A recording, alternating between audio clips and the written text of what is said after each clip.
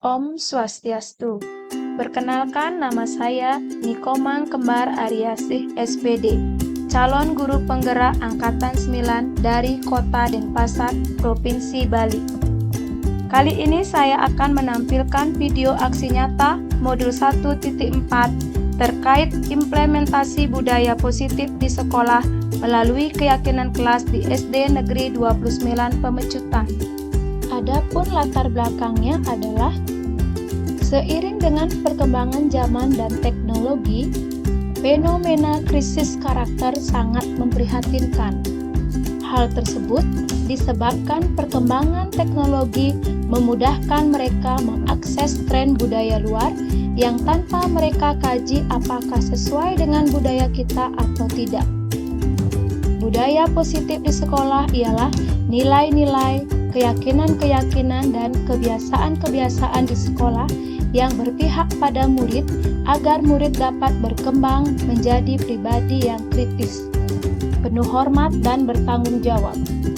Sekolah sebagai institusi pembentukan karakter pada anak menjadi peluang bagi sekolah, terutama guru sebagai pendidik dalam membangun budaya positif di sekolah. Sekolah idealnya menjadi tempat yang aman dan nyaman bagi murid. Hal ini sejalan dengan filosofi pemikiran Ki Hajar Dewantara, yaitu pembelajaran di sekolah harus dapat membawa murid-murid memperoleh kebahagiaan setinggi-tingginya melalui merdeka belajar. Salah satu cara yang dapat dilakukan dengan membangun budaya positif. Budaya positif di sekolah dapat dibangun dengan membentuk keyakinan kelas dan menerapkan segitiga restitusi. Dengan adanya keyakinan kelas yang disusun, menjalankannya sebagai langkah awal membangun budaya positif di sekolah. Dan dengan penerapan segitiga restitusi dapat membimbing murid disiplin positif agar menjadi murid merdeka. Tujuannya adalah 1. Menumbuhkan budaya positif dengan menanamkan nilai kebajikan atau keyakinan dan kesepakatan yang sudah dibuat. 2. Menumbuhkan nilai-nilai profil pelajar Pancasila pada diri murid dalam proses pembelajaran. 3. Memahami konsep posisi kontrol sebagai pendidik. 4. Memahami konsep kebutuhan dasar manusia. 5. Memahami penerapan segitiga restitusi. 6. Meningkatkan keberanian dan rasa percaya diri murid untuk mengemukakan pendapat mengenai gambaran kelas yang diinginkan. 7. Menumbuhkan motivasi intrinsik murid. 8. Mewujudkan pembelajaran yang berpihak pada murid. 9. Menumbuhkan budi pekerti yang baik, bertanggung jawab, disiplin, dan komitmen. 10. Mengajarkan murid mencari solusi dari suatu permasalahan. Terkait tolak ukur yang ingin dicapai adalah 1. Peserta didik mampu membuat kesepakatan dan keyakinan kelas sesuai dengan nilai-nilai profil pelajar Pancasila. 2. Peserta didik mampu menjalankan kesepakatan yang telah dibuat dengan penuh tanggung jawab. 3. Peserta didik mampu menentukan solusi dari permasalahan yang dihadapinya.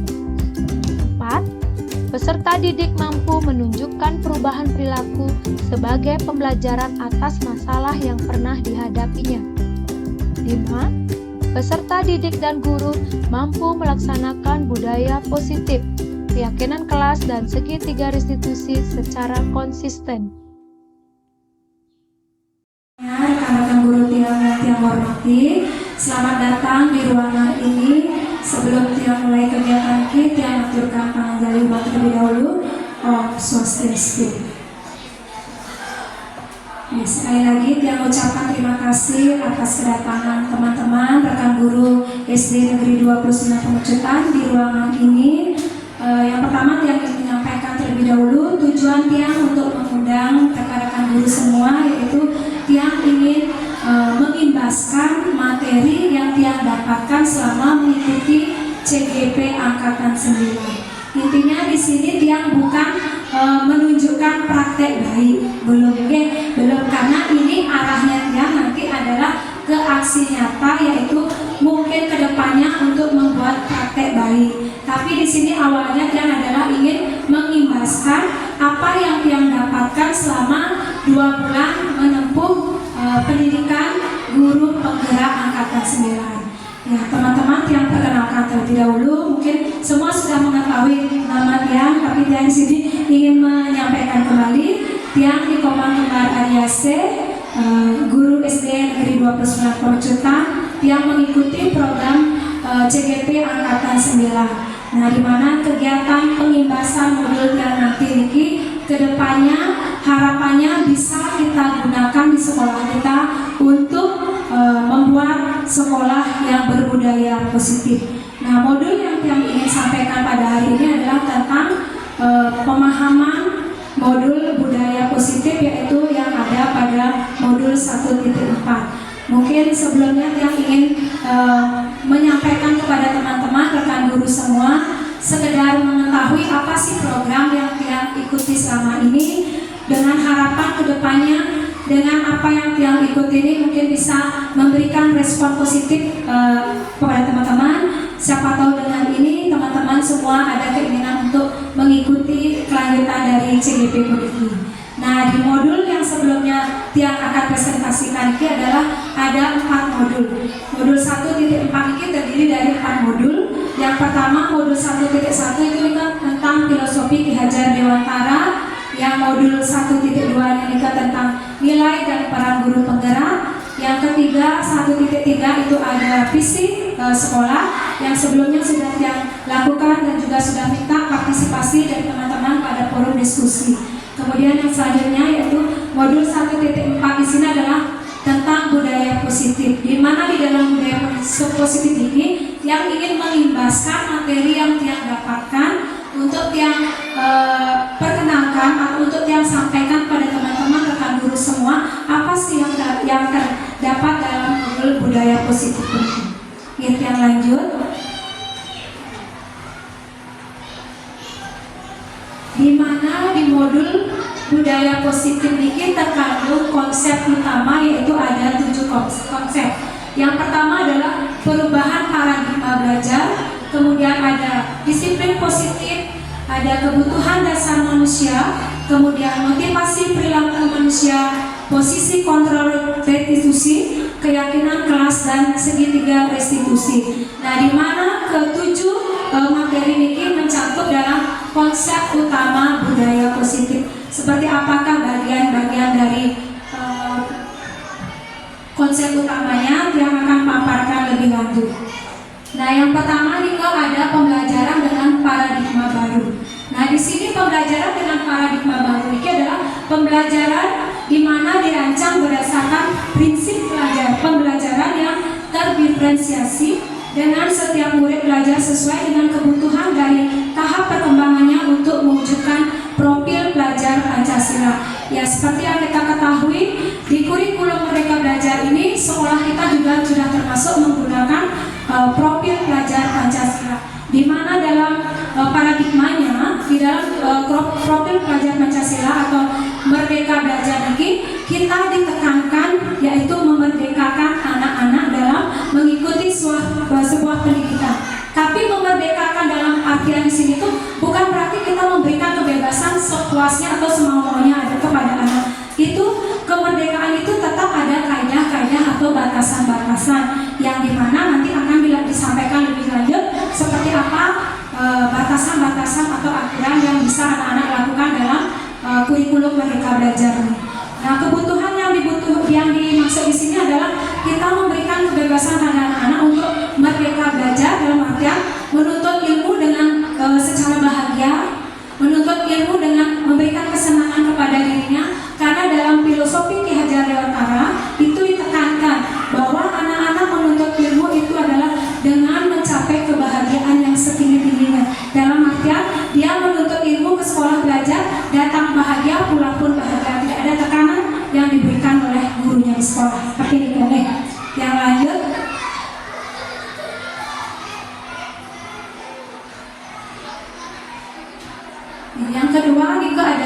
disiplin positif.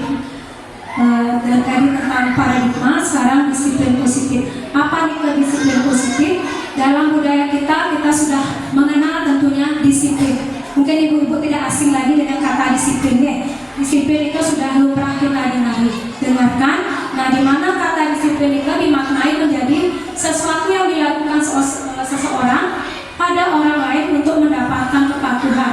Kita cenderung menghubungkan kata disiplin itu dengan ketidaknyamanan. Maksudnya di sini adalah jika anak-anak itu sudah mendengar kata disiplin, pasti dalam hatinya, saya di sekolah harus disiplin. Nanti kalau tidak disiplin, pasti saya akan dapat hukuman atau sanksi dari bapak guru. Itu sudah ada tekanan tidak nyaman dari kata disiplin itu. Nah, nanti di paradigma ini, di budaya positif ini, di mana kita akan mengubah kata disiplin itu bukan mengubah aturan, tapi mengubah biar anak-anak itu tidak ada di mindsetnya disiplin berarti nanti saya kalau melakukan sedikit kesalahan saya pasti akan dihukum.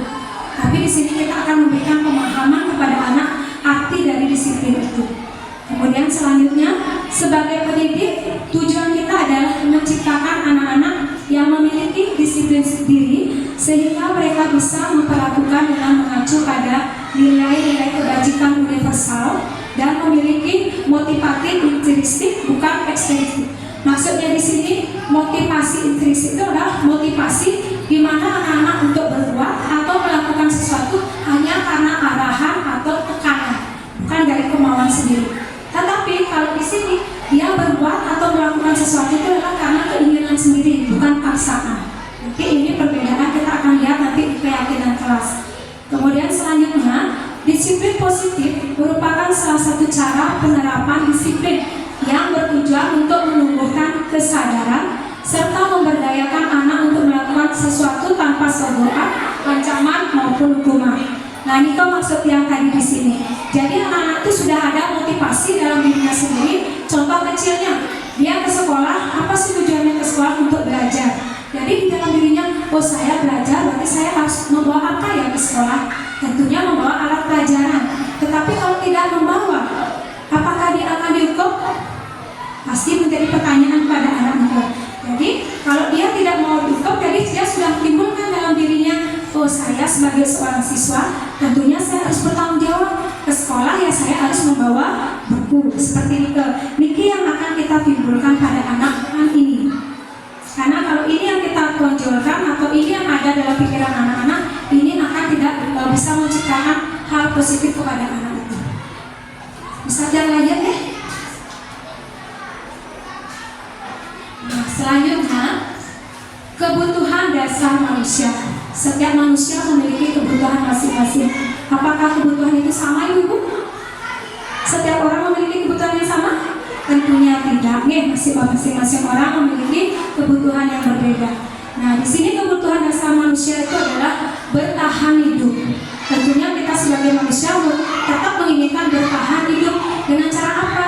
Dengan memenuhi segala kebutuhan kita, sandang, pangan, mungkin makanan dan keperluan yang lainnya. Itu yang kita perlukan untuk bertahan hidup. Kemudian kasih sayang dan rasa terima kasih. Itu sudah pasti. Kalau kita tanpa kasih sayang, tanpa diterima, tanpa adanya perhatian, hidup itu mungkin tidak akan bisa berjalan selaras atau seimbang. Nah, di sini ada kata penguasaan. Penguasaan di sini dalam artian kita bukan menjadi penguasa yang contohkan kecil, yang sebagai guru di kelas. Kata penguasa, apakah saya harus menguasai anak-anak didik saya? Nah, sekarang Bapak Ibu, apakah harus menguasai anak didiknya? Harus, guru, kamu harus nyapu. Sekarang kamu harus bersihkan WC. Sekarang kamu harus belajar dengan rapi. Apakah dalam diri Ibu terniat kata penguasa itu seperti itu? Tidak, tentunya tidak. Kita sebagai seorang pendidik, penguasa di sini dalam artian adalah kita bisa menyampaikan materi yang kita dapatkan atau materi yang kita ingin berikan pada anak-anak pada hari ini dapat berjalan dengan baik. Kemudian kita dapat menghandle kelas itu dengan baik. Itu maksud dari kata penguasa. Bukan berarti kita ingin menjajah anak-anak, tidak. Lepas dari kata penjajahan. Kemudian kebebasan. Apakah kebebasan itu bisa dilakukan semau gue?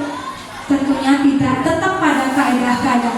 Kebebasan di sini adalah seorang guru bebas ingin mengkolaborasikan mungkin kegiatan pembelajarannya, kebebasannya, ingin memberikan anak-anak itu kebahagiaan dengan cara memberikan anak-anak memilih apa sih ingin yang dia pelajari hari ini, seperti itu misalnya. Kemudian kesenangan, tentunya semua orang menginginkan hidupnya senang. Kalau tidak senang, mungkin Bu Guru tidak akan datang ke sekolah ini. Tentunya kesenangan Bu Guru apa di sini? Yaitu dari rumah ngangkut tas berat-berat ya. Ceritanya bawa tas berat-berat ke sekolah. Kalau Bu Guru nggak senang, nggak mungkin Bu Guru bawa berat tas ke sekolah. Pasti ke sekolahnya dengan perasaan senang, yaitu kesenangan ingin menyalurkan bakatnya, ingin mengembangkan profesinya dalam mendidik putra-putri kita di sekolah ini. Paham ya sampai di sana? Nah, yang lanjut.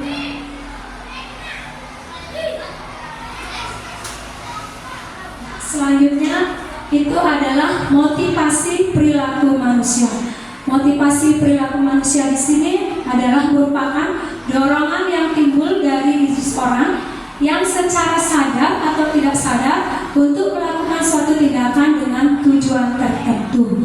Nah, di sini apa itukah dia lakukan dengan sadar, dengan paksaan, ataukah dengan memang hati nuraninya sendiri atau keinginannya sendiri? Jika kita melakukan sesuatu atau ingin anak itu melakukan sesuatu dengan cara memberikan hukuman, maka apa yang akan timbul pada hati anak itu? Contohkan saja, misalkan anak itu tidak membuat PR, lalu kita sebagai guru memberikan dia sebuah sanksi atau hukuman dengan menghukum dia berdiri di depan kelas. Kira-kira apa yang akan terjadi? Ya, gimana Bu?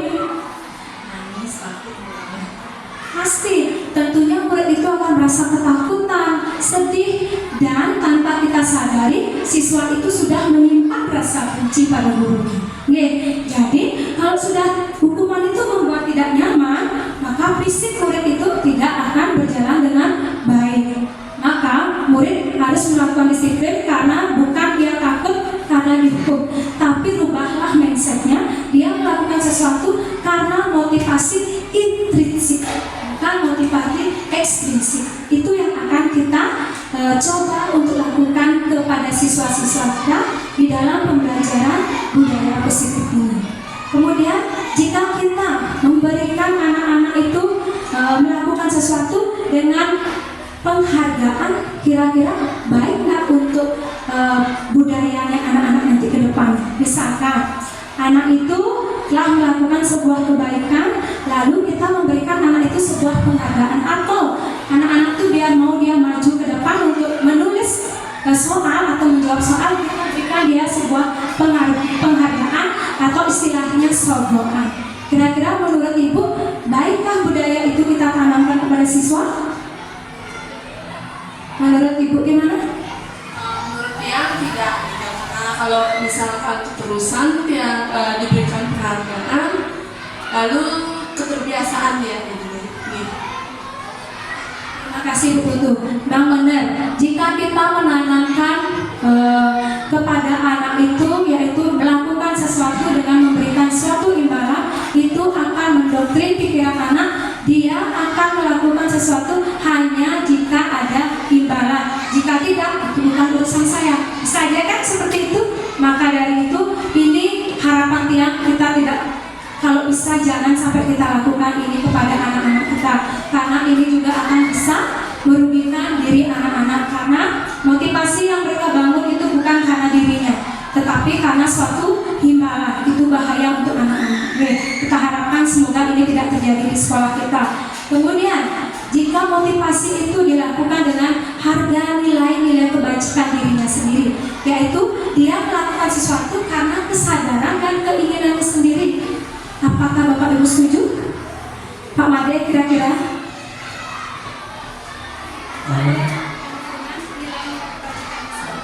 Menurut saya sih setuju motivasi intrinsik itu.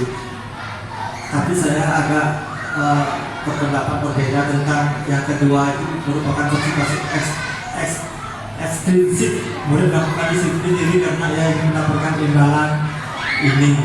Nah, biasanya kan guru-guru itu memberikan imbalan, mendapatkan nilai yang lebih dari murid yang lain yang kurang aktif, misalkan contoh seperti itu. Ini terima kasih. Terima kasih Pak Ade. Ya mungkin menyinggung dikit ke sini ya tentang penghargaan. Penghargaan itu bisa saja Pak Ade yang diberikan, tapi dalam artian bukan berupa barang atau bukan berupa imbalan uang. Penghargaan ini bisa kita berikan dengan mungkin tepuk tangan. Anak itu telah melakukan kebaikan, ayo kita berikan tepuk tangan atau kita berikan jempol sebagai wujud motivasi kita telah menghargai dia. Tetapi bukan dengan imbalan. Misalkan, oh dia dapat juara 1, nanti Ibu Guru berikan uang ya.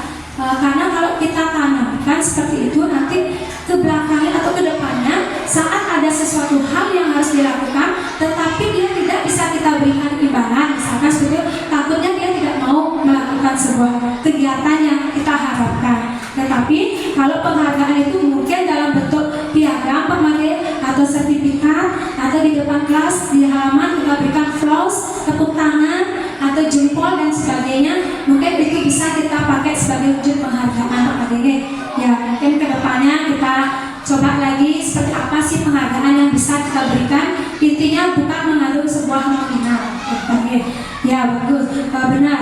Ini adalah hal yang memang sebaiknya kita terapkan pada anak-anak atau kita berikan budaya positifnya kepada anak-anak, bahwa apapun yang mereka ingin lakukan itu adalah bukan atas dasar paksaan, tetapi memang benar dari dalam hatinya. Seperti tanggung jawab mereka sebagai seorang pelajar, tentunya mereka datang ke sekolah ini bukan karena paksaan orang tua, tetapi karena tanggung jawab beliau atau tanggung jawab murid itu sebagai seorang peserta didik. Nah jadi sekarang yang ingin menentukan sebuah jawaban atau menginginkan jawaban dari ibu bapak semuanya, kira-kira dari ketiga ini yang mana sebaiknya kita terapkan di sekolah?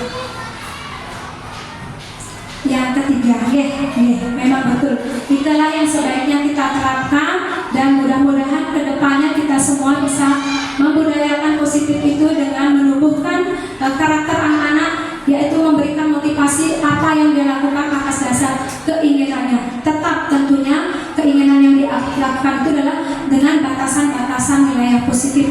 Yang negatif tentunya kita masih pilih. Yang lanjut.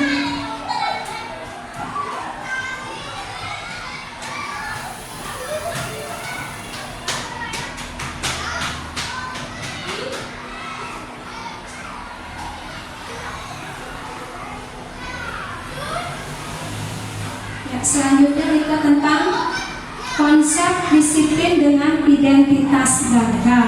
Nah, dalam menjalani apapun itu tentunya ada proses, ada gagal dan ada berhasilnya.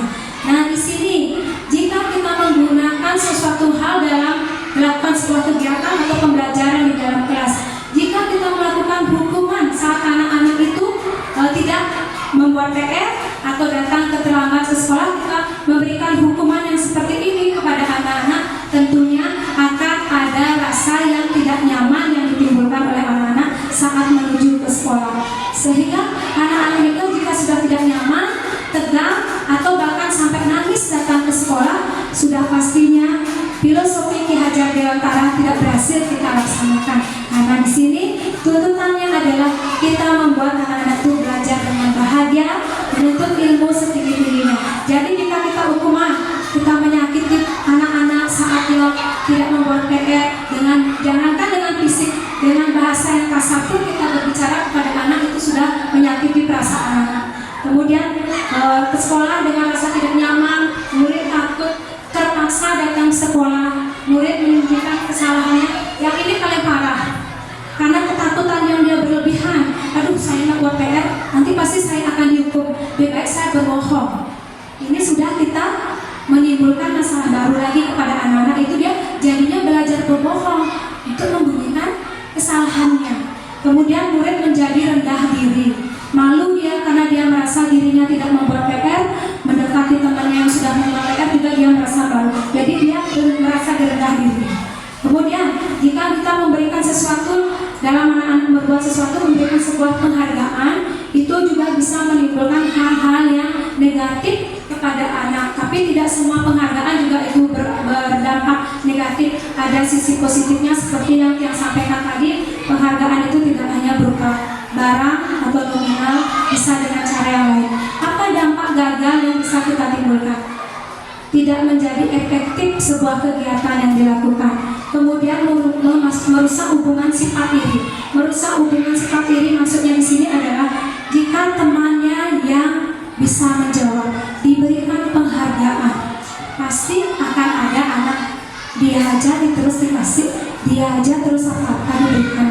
Padahal saya juga punya, otomatis dia mempunyai rasa iri. Dengan adanya rasa iri itu membuat suasana kelas dan anak menjadi apa? Permasalahan, timbul permasalahan yang baru.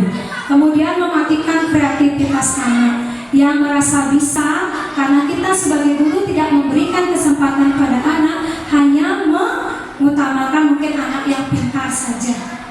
Ini juga bisa memutus kreativitas anak-anak. Jadi harapannya di sini kita harus memberikan kesempatan kepada anak untuk menumbuhkan bakat, minat, walaupun pengetahuan yang mereka miliki, walaupun itu tidak sempurna atau tidak sesuai harapan guru sebagai seorang pendidik. Paling tidak kita di sini memberikan kesempatan kepada anak-anak sehingga kita tidak mematikan kreativitas anak-anak sebelum mereka berbuat.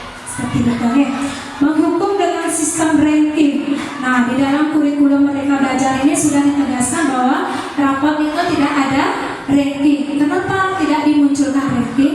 Karena dengan adanya ranking itu akan ada persaingan antara anak A dan B. Sehingga dengan persaingan itu sifat atau sosial mereka akan berkurang. Satu, mereka berlomba-lomba untuk mengejar ranking.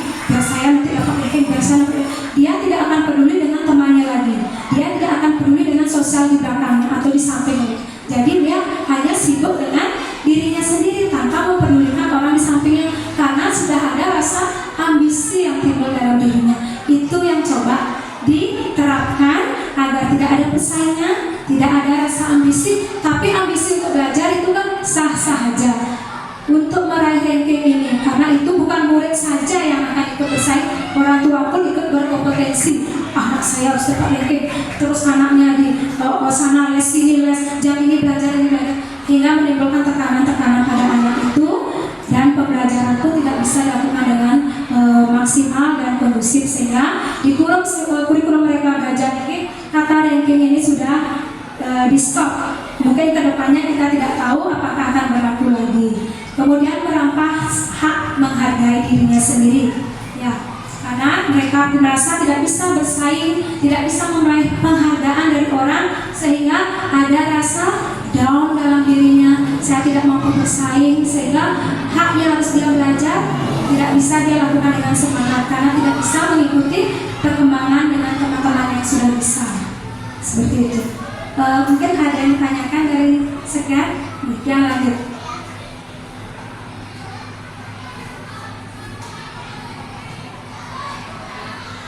Untuk selanjutnya kita ada konsep disiplin dengan identitas sukses.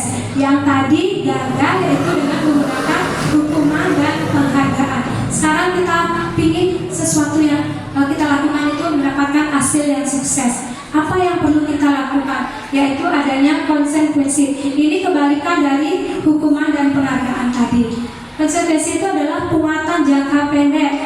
Jadi apa yang kita lakukan itu bisa kita langsung, misalkan suatu kesalahan yang dilakukan oleh anak, bisa kita langsung tegur, bisa langsung kita hadapi, selesaikan dalam satu hari jika dia dalam jangka pendek dengan melakukan konsekuensi. Kemudian langsung bisa melakukan monitoring berkelanjutan, stimulus atau respon bisa kita lakukan kepada anak didik kita di saat dia melakukan sebuah kesalahan. Nah, dengan semua ini akan menimbulkan rasa hormat kepada murid kepada gurunya. Karena apa? Kita sudah memberikan sesuatu hal yang positif pada anak itu. Misalkan contoh yang contohkan tadi, anak berbuat kesalahan, kita tidak mengejar, membentak, apalagi sampai menghukum suatu kesalahan. Pada dasarnya kita harusnya mencari tahu dulu apa sih penyebab dia melakukan sebuah kesalahan. Dari sanalah kita memberikan monitoring, respon, sehingga dengan respon yang baik dari guru, anak-anak itu bisa memberikan rasa hormat kepada gurunya. Bukan berarti hormat harus menduk gitu setiap pada guru, tidak. Paling tidak dia menghargai, contoh sedikit aja, menghargai gurunya saat siswa kepada gurunya. Kemudian kita tidak kehilangan waktu untuk melindungi kesalahan kita. Jadi apapun yang kita lakukan langsung kita laksanakan, langsung kita terapkan, langsung kita eksekusi. Jadi tidak ada beban di kemudian hari untuk memikirkan misalkan permasalahan kita dengan anak itu tidak selesai hari ini akan menjadi beban nantinya dan menjadi PR berikutnya. Jadi ini bisa kita selesaikan secara langsung. Jadi ini seperti yang dia dapatkan, ini bisa kita pakai metode di dalam menghadapi sebuah permasalahan antara guru dengan anak atau antara anak dengan siswa yang lainnya. Kemudian selanjutnya restitusi. Restitusi di sini adalah dia bertanggung jawab untuk perilakunya. Jadi dia langsung, jika dia melakukan kesalahan, dia langsung bertanggung jawab dengan kesalahannya. Contoh kecil, misalkan anak-anak itu dia datang terlambat di sekolah karena suatu hal. Jadi dia mempunyai rasa tanggung jawab, saya telah melakukan kesalahan, besok saya tidak boleh mengulang lagi. Atau misalkan dia lupa buat PR hari ini, dia bertanggung jawab karena dirinya tidak membuat PR, mungkin dia menyampaikan kendala atau permasalahan yang dihadapi sehingga dia tidak membuat PR. Jadi dia merasa bersalah, dia melakukan tanggung jawabnya. Mungkin Bu Guru, saya bisa tak nyusul sebentar pas jam istirahat, atau bisa tak nanti saya menyusul besok buat PR-nya karena suatu alasan, bukan karena suatu sengaja. Jadi kita sebaiknya saat anak-anak memberikan alasan atau menyampaikan suatu hal tentang dia tidak membuat PR atau tentang dia terlambat, kita tidak boleh menghujatnya. Walaupun pada dasarnya tiang pribadi mungkin melakukan kesalahan yang sama. Saat anak tidak PR, tidak berPR, marah, kita dilapor. Kenapa kamu ini? Padahal dari pembelajaran yang dia dapatkan selama ini itu tidaklah pantas kita lakukan karena itu sudah termasuk menghukum fisik anak secara tidak langsung dengan kata-kata yang kasar. Itu sudah menanamkan benih-benih kebencian pada anak itu, bukan benih cinta, kebencian. Kemudian fokus pada pemecahan masalah jangka pendek, murid menghormati dirinya dan orang lain, teori kontrol, dirinya memegang kontrol, murid bersemangat memperbaiki kesalahannya. Jika kita menggunakan restitusi ini, lebih tepatnya murid akan mempunyai rasa percaya diri, akan menghargai temannya, akan lebih menghargai dan menghormati gurunya. Mungkin di sini nanti kita mencoba melakukan metode-metode yang ada di dalam budaya positif.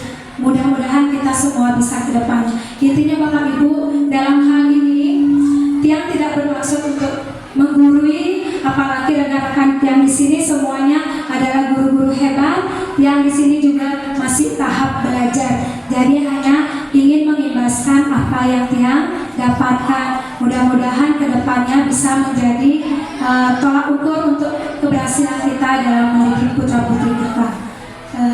Ada yang ditanyakan mungkin sampai di sana? Tidak? Belum pertanyaannya nih? Tidak lanjut.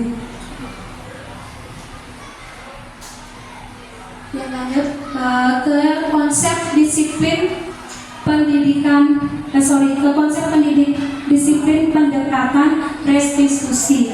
Pendekatan restitusi ini adalah sebuah cara menanamkan disiplin positif pada murid. Restitusi adalah proses menciptakan kondisi bagi murid untuk memperbaiki kesalahan mereka sehingga mereka bisa kembali pada kelompok mereka dengan karakter yang lebih kuat. Ini adalah kutipan dari Gosen 2024. Kemudian seperti apa ciri-ciri restitusi? Restitusi itu bukan menebus kesalahan namun sebuah pembelajaran. Restitusi adalah tawaran, bukan paksaan.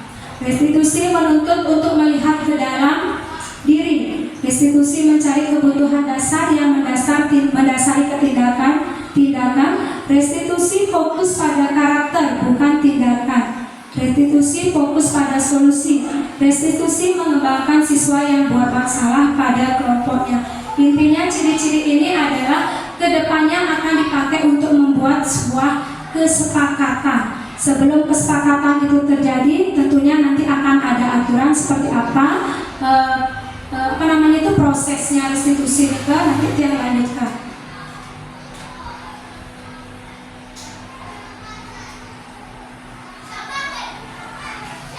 Nah, di sini dia memunculkan perbedaan. Ada hukuman, ada konsekuensi, dan ada restitusi. Manakah kira-kira yang tepat kita lakukan di dalam sebuah melakukan pendidikan kepada anak-anak? Nah, jika kita menggunakan hukuman, misalkan contohnya, anak tidak membuat PR, guru menghukum siswa tersebut berdiri di depan kelas selama 10 menit, guru marah dan murid menjadi takut. Jika kita menggunakan konsekuensi, guru memberikan konsekuensi untuk mengerjakannya saat istirahat atau dikerjakan sebanyak 3 kali lipat, guru tegas dan siswa menghormati peraturan. Maksudnya di sini adalah misalkan anak Nike tidak membuat, ya kalau ini hukuman udah pasti, guru pasti marah, mendengar atau melapor saat siswanya tidak mengerjakan PR. Bapak Ibu masih ada yang menggunakan sistem hukum di kelasnya? Mudah-mudahan tidak ya. Mudah-mudahan tidak ya. Terus kalau ini guru itu istilahnya masih memberikan kelonggaran. Baik, ibu tidak akan menghukummu, tetapi kamu mengerjakan tugasnya 3 kali lipat. Yang seharusnya dia buat 3 mungkin menjadi 9. Tetapi jika pekerjaan itu tidak harus dikerjakan pada saat jam pelajaran, masih ada kesepakatan atau kebijaksanaan, yaitu dikerjakan setelah jam istirahat. Nah, jika restitusi, guru menanyakan keyakinan kelas atau dirinya dan membantu menyelesaikan masalahnya. Guru terbuka dan siswa menghormati dirinya dan orang lain. Nah, maksudnya di sini yaitu kita memberikan keyakinan atau pendekatan pada siswa dengan menanyakan, "Nah, kenapa kamu tidak membuat PR hari ini? Boleh Bu Guru tahu alasannya?" Kalau dia sudah memberikan alasannya, misalkan, "Bu Guru, saya kemarin ketiduran," atau "Bu Guru, saya lupa halaman PR-nya." Jadi guru itu bisa memberikan umpan balik atau solusi dari permasalahan yang dihadapi anak. Jika anak-anak sudah tahu ada PR, sebaiknya selesaikan PR itu sebelum anak-anak tidur atau sebelum hari menjelang malam. Atau jika saya tak tahu halamannya, kan bisa anak-anak hubungi guru, suruh orang tuanya. Nah, itu restitusi. Nah, sekarang dia bertanya kepada Bapak Ibu, mana yang sebaiknya kita gunakan di dalam menerapkan budaya positif kepada anak-anak terkait tentang hukuman, konsekuensi ataukah restitusi? Bu Sri, kira-kira? Kalau menurut saya sih yang harus dilakukan ya restitusi, karena supaya anak-anak juga tidak merasa takut dan tidak tertekan nantinya selama di sekolah. Kasih Bu Sri. Oke, mungkin lebih tepatnya kita gunakan adalah restitusi. Restitusi di sini kita adalah menanyakan terlebih dahulu, atau kasus apa sih yang dialami anak-anak, bukan malah baru anaknya bilang, "Bu Guru, saya tidak buat PR." "Sini kamu ke depan, berdiri kamu di depan." Jangan sampai nih, harapannya mudah-mudahan di era kurikulum seperti sekarang ini, karena menuntut kebebasan anak-anak untuk merdeka belajar, tidak ada kita temukan hal yang seperti ini. Atau ini juga bisa kita lakukan. Karena kenapa kita lakukan hal ini? Untuk melatih anak-anak itu bisa menghargai, menghormati gurunya, tetapi masih ada batasan. Jangan sampai 3 halaman anak-anak disuruh membuatkan, itu sama juga menyakiti perasaan mereka. Ya paling enggak, ya PR-nya 1, kamu kerjakan sampai 3 nomor. Masih ada kayak negosiasi antara guru dan anaknya. Terus yang ketiga, mungkin lebih tepatnya itu restitusinya. Apakah Bapak Ibu sudah pernah menjalankan restitusi sebelumnya di kelas? Sudah nih? Ya, harapannya kedepannya kita coba belajar bareng-bareng menggunakan restitusi untuk membuat hal yang positif. Ya, tentunya dengan terlebih dahulu menanyakan, mendekati anak, apa sih yang sebenarnya terjadi, kenapa dia sampai seperti itu. Tentunya semua itu ada alasan. Gak mungkin mereka berbuat tanpa ada alasan. Sama seperti kita terlambat sampai ke sekolah, apakah itu disengaja? Tidak, tentunya ada alasan. Mudah-mudahan kita sebagai guru di sini bisa menerapkan budaya positif untuk anak-anak kita. Oke, selanjutnya adalah 5 posisi kontrol. 5 posisi kontrol ini adalah mungkin termasuk peranan guru. Apakah dia termasuk penghukum? Apakah guru itu sebagai teman? sebagai membuat rasa bersalah sebagai pemantau, apakah sebagai manajer. Nah, di sini maksudnya penghukum itu adalah saat anak-anak tidak melakukan sesuatu kita menjudge, ya, memarahi langsung anak-anak itu, menegur langsung anak-anak itu, ataukah membuat rasa bersalah, yaitu melakukan sebuah pertanyaan atau komunikasi dengan anak-anak seperti yang tadi konsekuensi, ya. Kemudian teman, yaitu melakukan pendekatan kepada anak-anak, memantau kenapa dia sampai seperti itu. Manajer menanyakan lebih detail apa sebenarnya penyebabnya hingga terjadi permasalahan. Nah, ini ada contoh dari penerapan 5 posisi kontrol.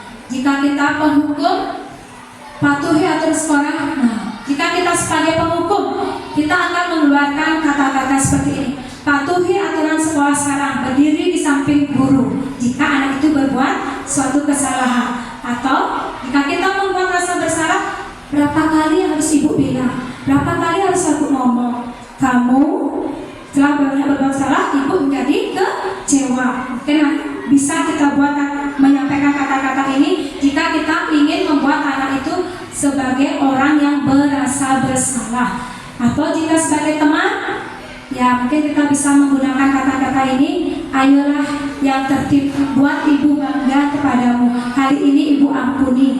Itu mungkin kalau kita sebagai menganggap anak sebagai teman, atau si anak menganggap kita sebagai teman. Jika sebagai pemantau, kamu sudah melanggar aturan, kamu harus terima konsekuensinya.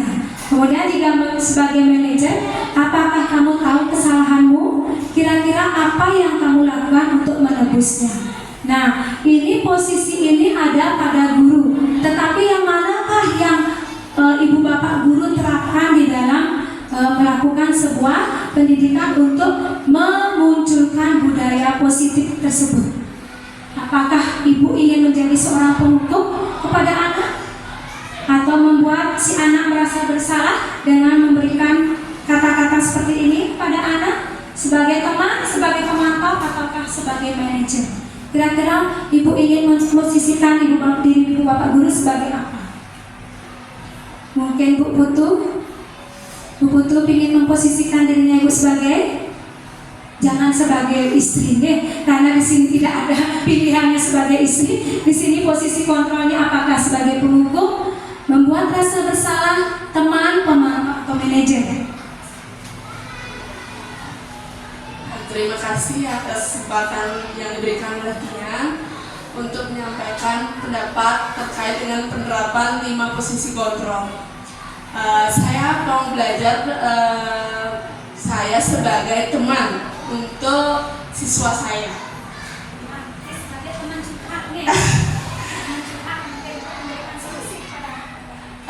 Untuk kesehariannya biasanya kalau sebelum dapat pembelajaran seperti sekarang ini, saya biasanya sebagai pemantau dan manajer. Terima kasih, tepuk tangan untuk Bu Putu ya. Ya, pasti setiap bapak ibu guru mempunyai penilaian berbeda, tapi nanti kita akan rangkum seperti apakah kita nantinya, Bu Widya. Kalau inginnya sih sepertinya untuk jadi manajer, jadi di mana anak itu tahu kesalahannya, kemudian apa yang harus dilakukan, itu untuk yang diinginkan.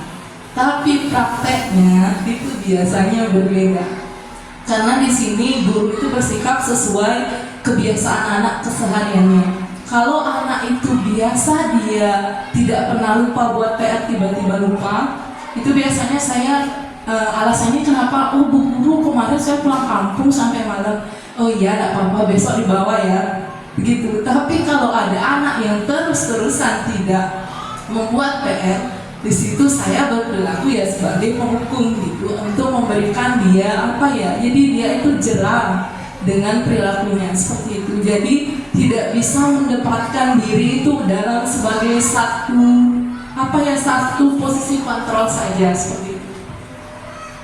Terima kasih Bu Widya. Mungkin lagi satu Bu Emma nih. Tepuk tangan dulu untuk Bu Widya ya. Oke, Bu Emma kira-kira. Ya, terima kasih Bu Guru Kembar ya. Di sini saya setuju sekali sama Bu Guru Dwi terkait posisi yang saya inginkan itu adalah menjadi manajer, ya, bukan manajer di keuangan ya.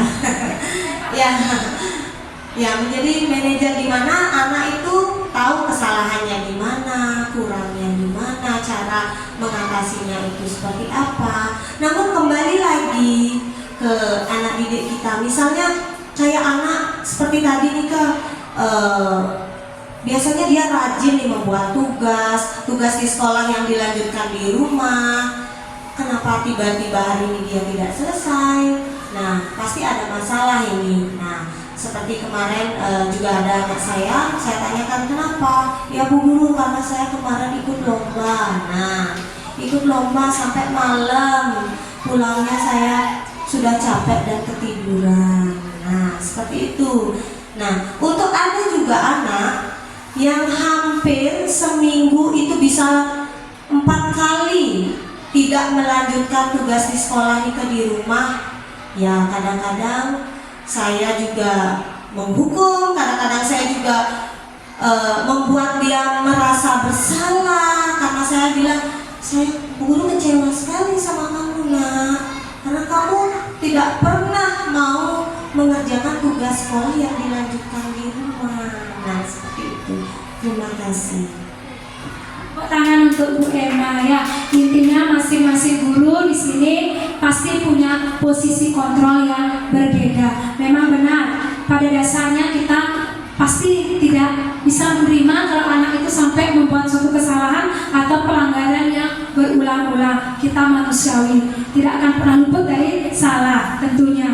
Tapi diharapannya di modul budaya positif ini yang juga tiang pingin juga mengikuti apa yang disampaikan dalam pembelajaran ini. Saya paham, saya sadar diri saya bukan orang yang sempurna, jadi saya masih tetap juga menggunakan ini, ya. Terus ini mungkin jarang membuat seperti ini, tetapi saya ingin mencoba di dalam materi ini. Saya ingin mencoba menjadikan diri saya sebuah manajer. Ya, tentunya sebagai teman, sebagai pemantau, sebagai manajer, itu harapan kita. Ya, kembali lagi seperti tadi, ketiga ini bisa kita lakukan dengan melakukan sebuah restitusi. Jadi kita tidak akan menyakiti satu belah pihak. Karena apa? Di sini kita dituntut untuk membuat anak itu merasa nyaman. Jadi, ayo kita bareng-bareng mencoba. Bukan maksud tiang untuk memaksakan kehendak tiang, karena tiang baru saya mendapatkan pelajaran seperti ini. Jadi saya memaksa kehendak saya untuk membuat teman-teman untuk melakukan atau memilih salah satu posisi kontrol ini. Tidak. Tiang di sini masih belajar, karena apa yang tiang dapatkan ingin juga tiang terapkan, dan tentunya tiang ingin imbaskan kepada teman-teman semua. Mudah-mudahan dengan materi ini kita semua sebagai seorang guru bisa menjadi manajer untuk anak-anak kita, tentunya dengan memberikan sebuah alasan atau memberikan anak-anak menyampaikan pendapatnya, menyampaikan keluh kesahnya, menyampaikan atau mendengarkan alasan kenapa sampai terjadi suatu permasalahan. Nah, nanti itu bisa Bapak Ibu coba dalam sebuah kasus yang nantinya ada pada segitiga restitusi. Nah, di sini tadi kita sudah posisi kontrol. Nah, sebagai seorang guru tentunya kita juga mempunyai aturan, di mana aturan itu nanti akan menjadi sebuah keyakinan kelas. Mungkin Bapak Ibu tidak asing lagi dengan aturan. Nih, aturan itu siapa yang buat? Kira-kira Bu ini? Kalau kami saya buat aturan dulu kemudian sepakat. Sebelum adanya kesepakatan, aturan itu siapa yang menentukan? Pasti, karena aturan itu hanya menguntungkan satu belah pihak. Karena aturan itu dibuat oleh kita, ditentukan oleh anak. Itu bedanya. Tapi kalau keyakinan tidak bisa. Keyakinan itu harus kita buat bersama, karena untuk kita sepakati dan kita akan lakukan bersama. Itulah keyakinan kelas yang diharapkan kita lakukan di sekolah kita masing-masing. Pastinya sebelum membuat keyakinan ini tentunya harus ada aturan yang kita buat. Misalkan di kelas aturannya adalah anak-anak tidak boleh membuang sampah sembarangan. Dari kata tidak boleh membuang sampah sembarangan, kira-kira keyakinan apa yang bisa Ibu berikan, sepakati untuk anak-anak itu? Ya? Iya, bagus Bu Widya. Jagalah kebersihan atau menjaga kebersihan. Itulah kesepakatan yang kita buat untuk anak, bukan aturan yang hanya menguntungkan diri kita sendiri. Di sini mengapa keyakinan kelas dan bukan peraturan kelas? Di sini ada pemantik dua soal. Mengapa kita memiliki peraturan tentang penggunaan helm pada saat mengendarai kendaraan roda 2 atau motor? Oke, dia minta Pak Made. Baik, terima kasih Bu Komang. Di sini dia akan menjawab tentang pertanyaan Bu Komang, mengapa kita memiliki peraturan tentang penggunaan helm pada saat mengendarai kendaraan roda 2 atau motor. Nah, di sini tujuannya dibuatkan aturan tersebut yaitu untuk meminimalisir benturan pada saat kecelakaan berlalu lintas. Seperti itu menurut saya. Terima kasih. Betul, ada jawaban mengapa kita menggunakan helm pada saat mengendarai roda 2. Mungkin peraturan, makasih untuk Bu Komang. Mungkin peraturan itu dibuat supaya atau agar kita selamat dari kecelakaan. Kalau tiba-tiba ada kecelakaan di jalan, untuk melindungi kepala kita saat kecelakaan, mungkin kayak gitu. Mungkin lagi ya, tapi harus kita lakukannya. Tentunya itu adalah untuk keamanan dan kenyamanan diri kita. Oke, tepuk tangan untuk Bu Putu dan Pak Made ya, yang benar. Ini kita lakukan agar kita terhindar dari bahaya itu menyelamatkan kepala kita dari benturan. Nah, itu termasuk aturan Pak Made ya? Aturan ya, aturan yang harus kita patuhi. Apakah bisa menjadi keyakinan? Bisa. Yakinkan pada diri Anda. Nih, kita harus yakinkan pada diri kita sendiri. Jangan hanya, oh saya harus menggunakan helm, nanti ada polisi di sana saya ditangkap. Tidak. Tapi yakinkan pada diri kita sendiri bahwa yang saya lakukan ini adalah demi keselamatan kita sendiri. Itu keyakinan yang kita harus tanamkan pada diri kita. Ya. Kemudian yang kedua, mengapa kita memiliki peraturan tentang penggunaan masker dan mencuci tangan setiap saat? Bu Desi mungkin bisa bantu dia, kenapa? Baik, terima kasih untuk Bu Komang. Saya akan menjawab pertanyaan tentang mengapa kita memiliki peraturan tentang penggunaan masker dan mencuci tangan setiap saat. Karena kita, apalagi tahun kemarin itu kan masih maraknya tentang COVID. Jadi seluruh anak dan guru dan juga masyarakat lainnya harus memakai masker untuk keselamatan bersama. Dan untuk tentang mencuci tangan, anak-anak dan juga guru-guru kan sebelum makan atau sebelum memegang apapun harus mencuci tangan untuk demi kesehatan bersama. Ya, seperti itu sih jawaban dari saya. Terima kasih. Terima kasih Bu Desi. Tepuk tangan untuk Bu Desi, Bapak Ibu guru.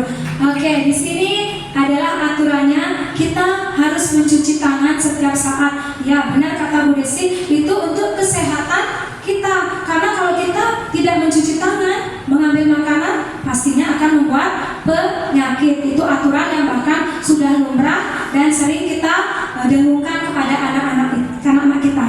Apakah ini bisa menjadi sebuah keyakinan? Bisa. Ya, kita kembali tadi, yakinkan diri kita. Jika kita ingin sehat, hidup sehat, bersihlah. Ya, dengan cara cuci tangan sebelum makan, seperti ini kan ya. Oke, yang lanjut nih ke tentang keyakinan kelas.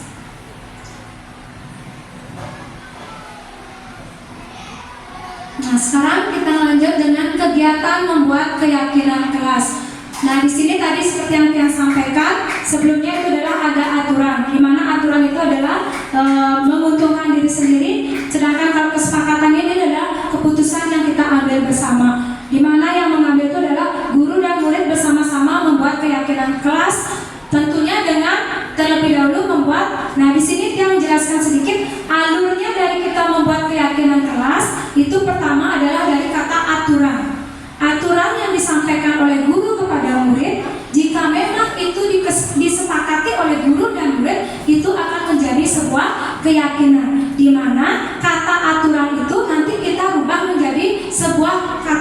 positif yang bisa digunakan. Nah, seperti apa dia? Yaitu tentunya kita melakukan diskusi tentang peraturan kelas itu apa. Setelah kita mendapatkan aturan-aturan itu, kemudian kita merumuskan peraturan menjadi sebuah keyakinan kelas. Setelah menjadi keyakinan kelas, disepakati antara guru dan siswa atau warga sekolah, itu bisa kita tempel tujuannya agar anak dan semua warga sekolah selalu ingat dengan keyakinan yang dia buat. Karena di sini tidak hanya guru ataupun murid yang saja bertanggung jawab, tetapi semua pihak atau yang ada di dalamnya yang telah menyetujui kesepakatan itu yang harus melaksanakannya. Jadi jika alurnya, jika kita ingin membuat sebuah keyakinan kelas yang nantinya itu akan menjadi kata sebuah kebajikan, menjadi dari aturan diambil menjadi keyakinan, kemudian kedepannya itu nanti akan menjadi sebuah kata kebajikan. Nah, di sini dia mencoba membuat keyakinan kelas 1A SD Negeri 29 Pemecutan, di mana di sini dia mengambil kata disiplin waktu yang awalnya dia memberikan aturan kepada anak-anak. Nah, anak-anak tidak boleh datang terlambat. Apalagi saat upacara jam sekian anak-anak harus sudah datang. Itu aturan yang saya buat. Tetapi setelah kita sepakati, dia akan berubah menjadi kata yang lebih positif, yang bijak, yang mungkin lebih enak didengar. Itu disiplin waktu. Anak-anak nanti disiplin waktu ya, karena di Senin upacara, jadi datangnya lebih awal. Mungkin seperti itu kata yang bisa kita keluarkan. Di sini belajar dengan antusias, salah ketik, semangat dan percaya diri. Nah, di sini biasanya kita, ayo anak-anak belajar yang tertib di kelas ya, tidak boleh ribut. Itu bahkan sering saya sudah dengungkan kepada anak-anak. Mungkin ibu guru juga sama nih. Kalau lihat anaknya belajar saat ribut, ayo diam, jangan ribut, dengarkan Bu Guru. Itu kurang positif bahasanya menurut metode yang dia dapatkan. Tapi mungkin lebih tepatnya, ayo anak-anak kita belajarnya semangat yuk, lebih antusias. Ya, jadi dengan semangat, dengan antusias, jadi anak-anak akan lebih percaya diri, terutama pada saat dia ingin menyampaikan suatu pendapat. Kemudian yang kedua, saling menjaga kebersihan dan keindahan. Mungkin yang langsung aja nih, beberapa contoh mungkin nanti ibu guru pasti sudah pahami juga. Saling menghormati sesama, saling membantu dan bekerja sama, menghargai guru maksudnya nih, dan teman saat bicara, selalu menerapkan 5S. Sudahkah kita semua menerapkan 5S?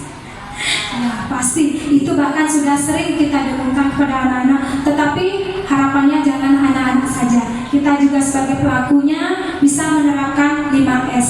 Gemar membaca dan menulis.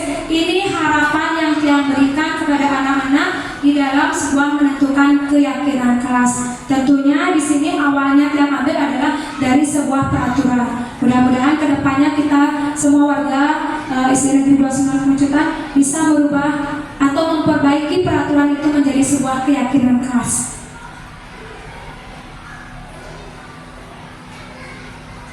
Oke, di situ ada bagaimana pembentukan keyakinan kelas, lebih abstrak dan dari peraturan ya lebih. Maksudnya sini kita memperbaiki kata-katanya yang dari aturan itu mungkin lebih enak didengar ya. Berupaya pernyataannya universal, di luar dalam bentuk positif, tentunya membuat keyakinan itu apapun itu kita berusaha membuat dengan bahasa atau kata-kata yang positif. Sedikit saja agar mudah diingat. Katanya mungkin kalau yang tadi mungkin masih agak panjang ya. Mungkin nanti dia akan lakukan sebuah revisi, yaitu singkat seperti semboyan jadinya. Singkat tapi dia penuh makna. Kemudian sesuai dengan kondisi kelas dan sekolah agar mudah diterapkan. Kemudian semua warga kelas atau sekolah dilibatkan saat membuat keyakinan kelas nih. Niki maksudnya kenapa tadi dia katakan peraturan dengan keyakinan itu berbeda? Karena peraturan itu hanya dibuat oleh satu belah pihak dan menguntungkan satu belah pihak. Sedangkan keyakinan kelas semua harus terlibat dan semua harus melakukannya. Yang lanjut. Ini adalah segitiga restitusi, di mana segitiga restitusi ini kita akan gunakan kedepannya untuk menyelesaikan sebuah kasus. Kasus apa atau permasalahan apa yang dialami oleh anak-anak, kita tidak harus cocok-cocok menghukum.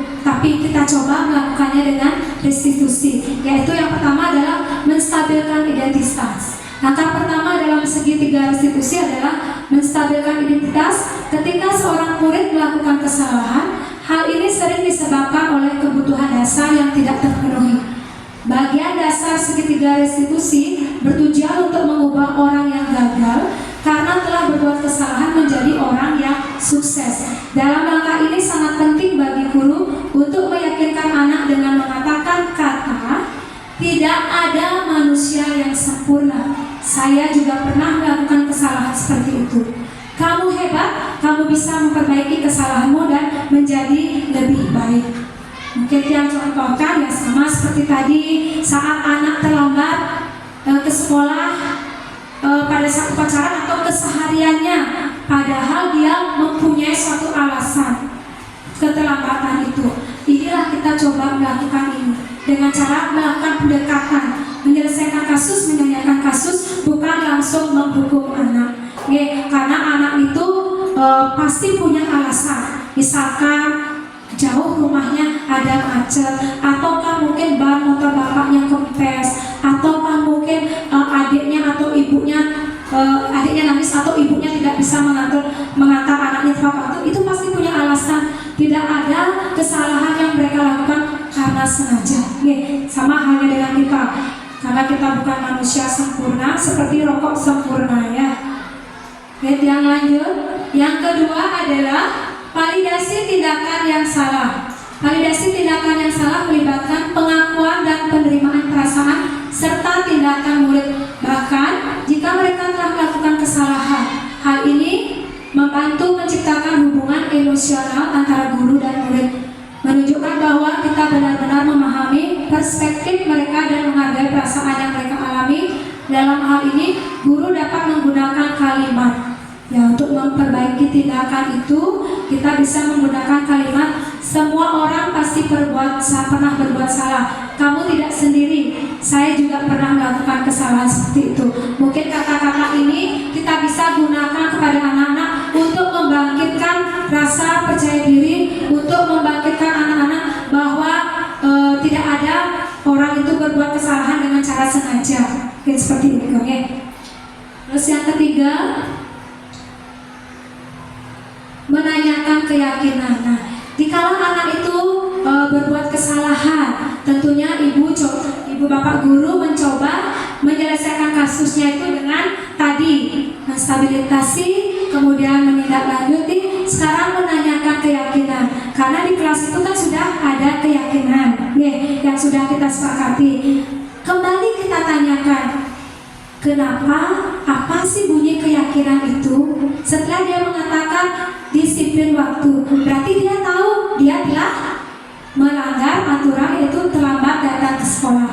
Nah, ini anak bu guru, bapak ibu guru bisa pakai kata ini untuk meyakinkan anak-anak, istilahnya untuk mengingatkan bahwa yang dia lakukan itu adalah salah, tetapi tidak langsung menghukumnya. Balik menyampaikan kesepakatan itu.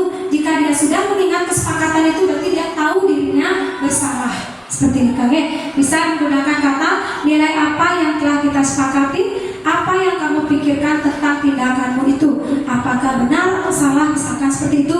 Bapak guru menanyakan kepada siswa kita. Yang lanjut, nah di sini Tiang mencoba menerapkan budaya positif ini dengan menggunakan restitusi, segitiga restitusi, di mana di dalam video ini Tiang mencoba menyelesaikan dua buah kasus, yaitu anak yang terlambat datang ke sekolah dan anak yang sering mencontek. Mungkin bapak ibu guru semua anak-anak ada yang sering mencontek di kelasnya. Tiang mencoba menerapkan dengan cara menyelesaikan kasus yang dialami oleh anak Tiang yang bernama Abdi.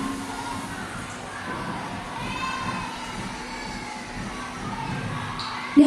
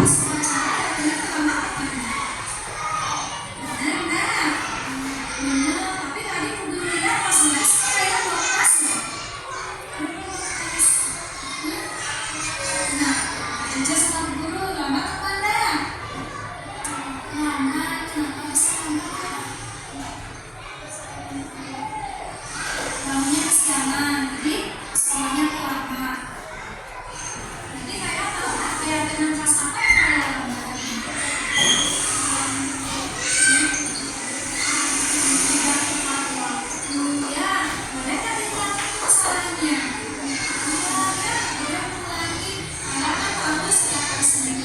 Apa?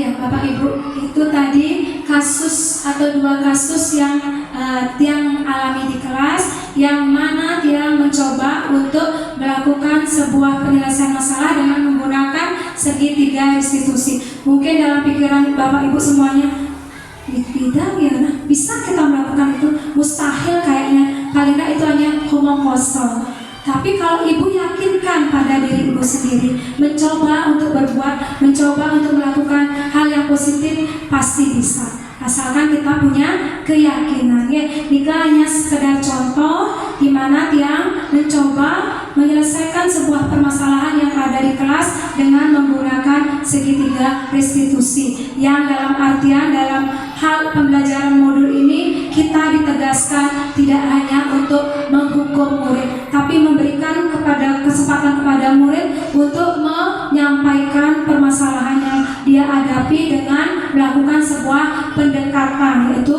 pada kasus restitusi. Mudah-mudahan ini bisa menjadi gambaran, walaupun pada dasarnya belum bisa kita lakukan secara sempurna, tapi kalau kita mau mencoba dan berusaha, saya yakin kita pasti bisa semuanya.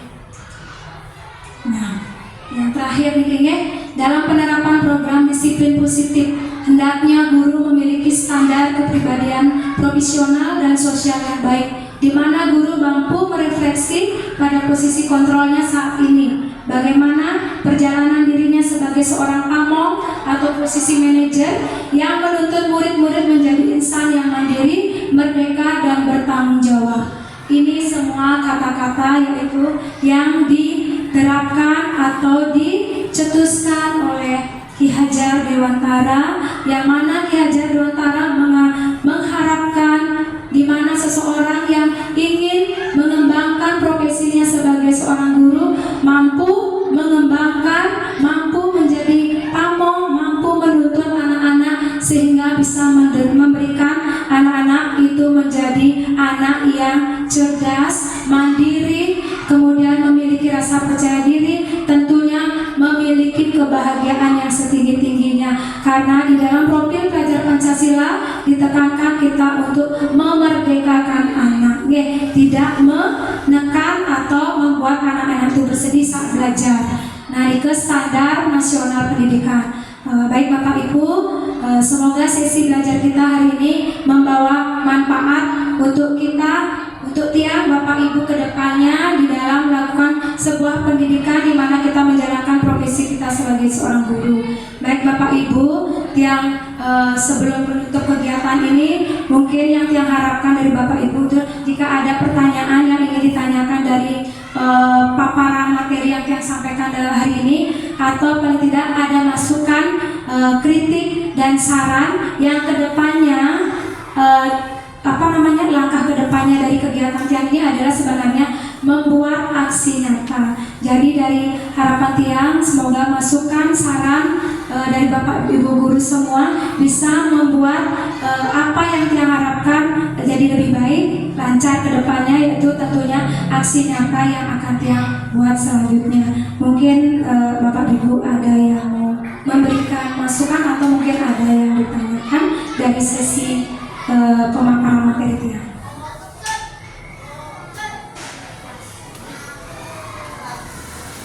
Oke, kalau sudah cukup berarti kita tepuk tangan dulu untuk semuanya.